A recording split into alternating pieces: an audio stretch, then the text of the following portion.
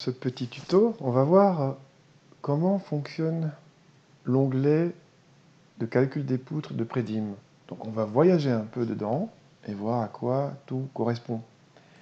Donc quand vous ouvrez le fichier, vous avez plusieurs onglets, poutres, plancher bois, I sur V, etc., etc.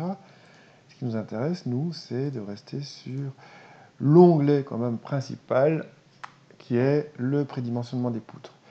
Alors vous avez une première partie ici, parce que oui, c'est en plusieurs parties, hein. Il y a 4 parties, 4 étapes, et puis on a le résultat. Donc dans la première partie, on va modéliser la poutre.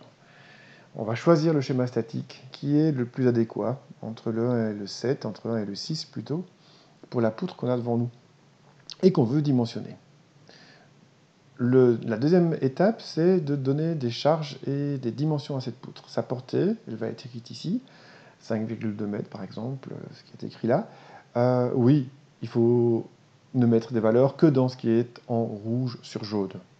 Sinon, après, vous allez démolir les formules qui sont cachées derrière dans les autres cellules. Donc, on met ici la valeur de la longueur. Ensuite, on passe aux charges. Alors, les actions.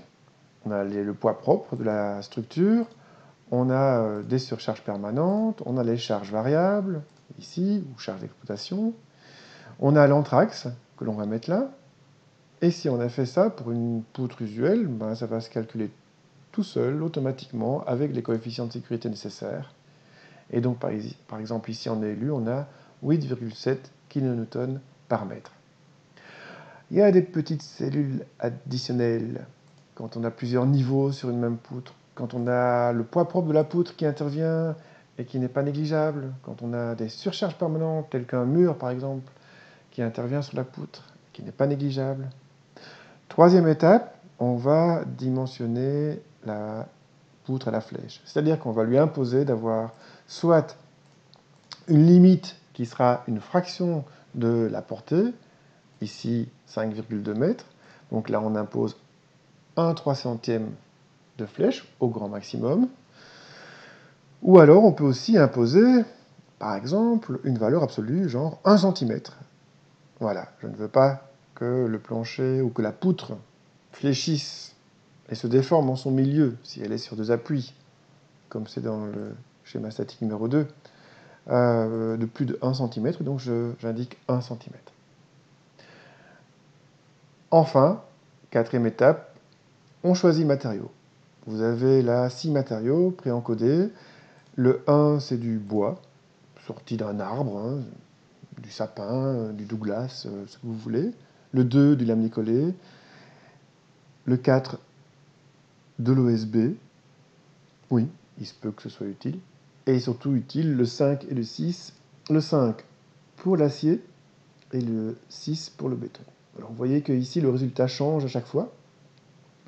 Ici, avec les valeurs qui sont là, je désire voir ce que ça fait en bois. Et si une poutre en bois classique peut prendre cette charge, je vois que j'ai une 10 par 40, c'est pas évident, une 20 par 40, pardon. Donc si je mets même la poutre, la section la plus grande, traditionnellement c'est une 10-30, je vois que j'ai besoin d'une 10-47,7, donc ça ne me va pas.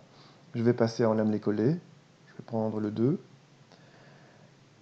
Là je vais avoir une 10-44 ou une 14, parce que la largeur ici varie en fonction des fabricants. C'est une 14 par 40. Qu'est-ce que ça ferait en acier? Je prends le cas numéro 5. C'est une HA200, une poutre en H qui fait 20 sur 20.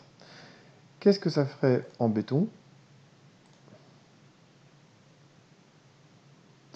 Ça ferait une poutre, si elle fait 30 cm de large, elle fera 30 cm de haut. Je vais, comme pour le bois traditionnel, donc hors lame collée, essayer plutôt d'avoir une section qui est 3 fois plus haute que large, en fait. Donc le B est un tiers de H.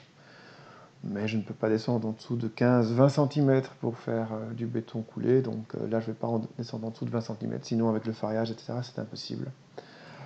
Voilà, il y a une petite information complémentaire, c'est que pour ma poutre en béton, si j'accepte 20 par 32, qui est une poutre un peu bizarre, elle fait 1,64 kN par mètre, c'est son poids, et donc c'est l'information que je peux rajouter ici.